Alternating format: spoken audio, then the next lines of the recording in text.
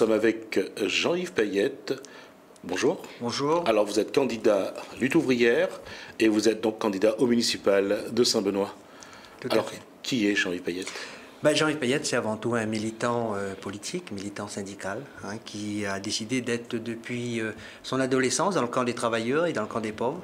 Et c'est pour ça que j'ai rejoint le parti d'Arlette Laguiller pour continuer son combat et faire entendre la voix des travailleurs et des plus pauvres dans ces élections, défendre leurs intérêts, défendre un programme politique pour justement par rapport aux besoins de la population, besoins des classes populaires.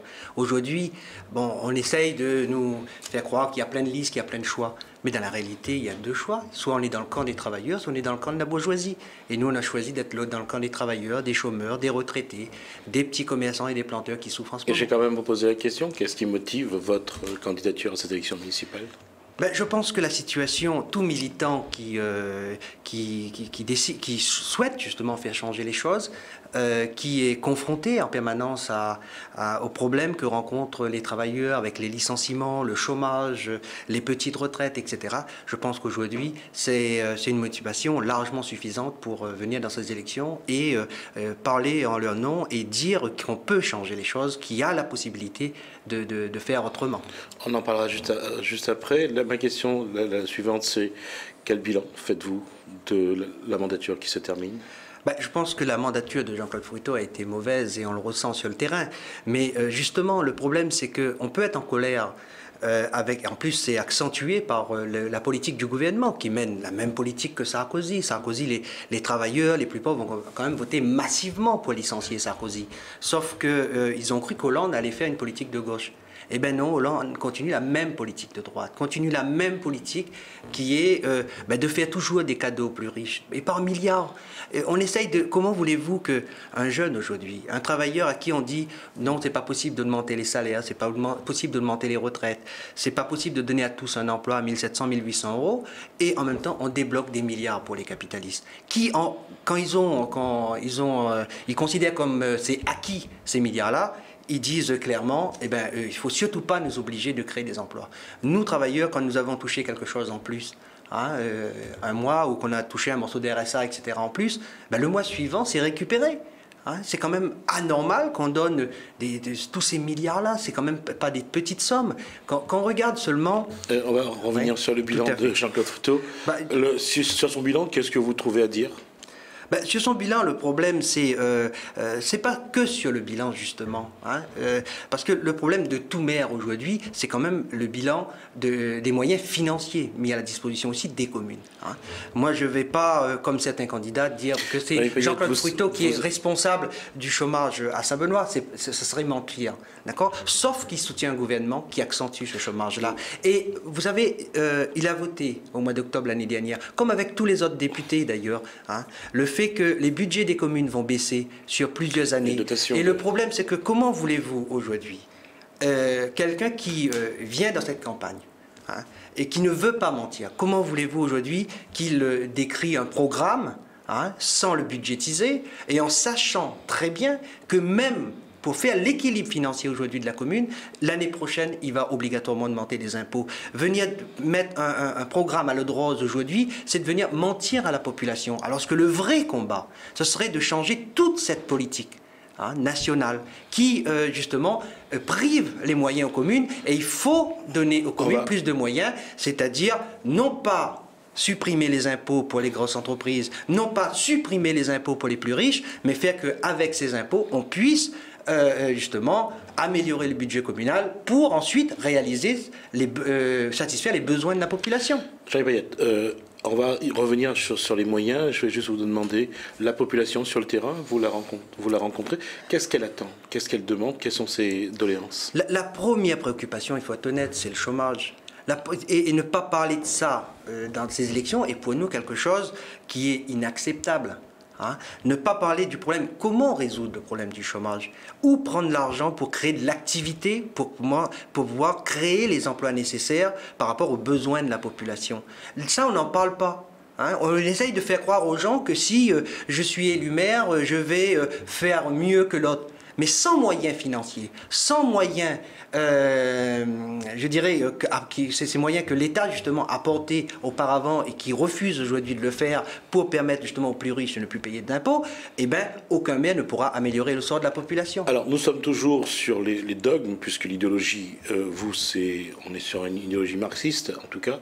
La question, ce que je voulais vous poser, c'est que vous avez un programme, quels sont les grands axes de ce programme, et comment voulez-vous aider la population de Saint-Benoît et justement répondre à partir des moyens qu'il y a, vous allez répondre à leurs attentes. Il ne faut pas me demander si on est élu de partager que la misère. Je pense que justement un maire aujourd'hui qui est dans le camp des travailleurs, qui est dans le camp des plus pauvres, doit se consacrer justement à expliquer à la population, mais oui, il faut se réveiller. Oui, il faudrait mener des luttes contre cette politique gouvernementale, contre cette politique patronale qui prive justement les communes les moyens nécessaires pour avoir une bonne gestion et améliorer le sort de la population. Vous êtes conscient que vous êtes dans une mairie et que dans une mairie... c'est pas parce qu'on est maire qu'on est obligé d'être obligatoirement au service de la grande bourgeoisie. On peut être maire et être du côté des travailleurs. On peut être maire et se battre avec les retraités pour améliorer les retraites. On peut être maire en se battant à côté des jeunes pour faire que tous puissent avoir un travail et leur dire justement... Parce qu'aujourd'hui, on nous cache la vérité. On nous cache la vérité pour justement permettre à ce que les gros capitalistes continuent à s'engraisser. Je vais vous donner un exemple. Bien sûr, tout le monde essaye de dire, voilà, qu'est-ce qu'il faudrait faire pour Saint-Benoît, etc. Bon, combien de plaies de fleurs on va planter en plus ou en moins et tout.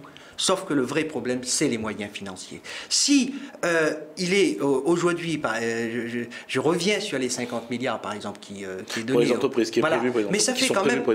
oui, mais c'est enlevé du budget communal en partie. D'accord? Oui, parce qu'on est en train de... Tout à fait. Et ça, on ne le dit pas à la population. Toutes les parties... Monsieur Fruito l'a soutenu, mais tous les partis de droite à Saint-Benoît, et Monsieur Julie confondu, soutiennent cette politique-là. Ça, c'est inadmissible. Et ensuite, ils se présentent, après avoir appuyé cette politique, ils se présentent à la population en disant, voilà, on va faire ci, on va faire cela, on va faire le port, on va améliorer le littoral, etc. Tout ça, c'est de la foutaise. Et c'est de foutre un peu de la gueule de ceux qui souffrent aujourd'hui à Saint-Benoît. Eh bien, nous leur disons que oui, il y a possibilité de changement. Mais cette possibilité de changement, est dans votre main. C'est aussi, pas seulement croire que cette élection va régler tous les problèmes. Jean-Yves Payette, la population, ce qu'elle a besoin d'entendre, c'est qu'elle veut des solutions immédiates. Elle est dans l'urgence sociale. Vous, en tant que maire demain, comment, à partir de cette idéologie que vous avez, quand vous dites que le maire n'est pas obligé d'être au service de la bourgeoisie, comment allez-vous être au service des plus démunis? Je pense en permettant aux démunis eux-mêmes de gérer la commune. Je pense que tout homme de gauche qui se respecte, il nous reste 2 minutes. D'accord, tout homme de gauche qui se respecte doit justement être au service de la population et leur permettre de gérer les choses. Nous, bien sûr, on mettra des conseils municipaux avec pouvoir de décision dans chaque grand quartier pour que les gens puissent décider et voir ce qu'on peut faire réellement avec ce budget-là et si c'est pas nécessaire, préparer les mobilisations pour exiger du gouvernement une autre politique. C'est un peu peut-être utopique de mettre des gens qui ne savent pas gérer un budget financier. Oui, mais sauf que dans l'histoire, d'accord, là où on a eu des grandes avancées, c'est quand justement ces gens qui sont méprisés, ces gens, mépris. Je suis désolé, si on mettait autour d'une table 100 mères de famille qui a besoin de logement à La Réunion, on aurait eu tout de suite les logements nécessaires dans les 2-3 ans qui viennent. Sauf qu'aujourd'hui, c'est les promoteurs immobiliers avec qui on discute et qui n'ont pas intérêt à ce que chacun ait un logement. C'est ça le fond du problème. Et si vous voulez, je peux revenir pour vous expliquer ça mécaniquement. Je pense qu'aujourd'hui, nous, on refusera tout manger cochon qui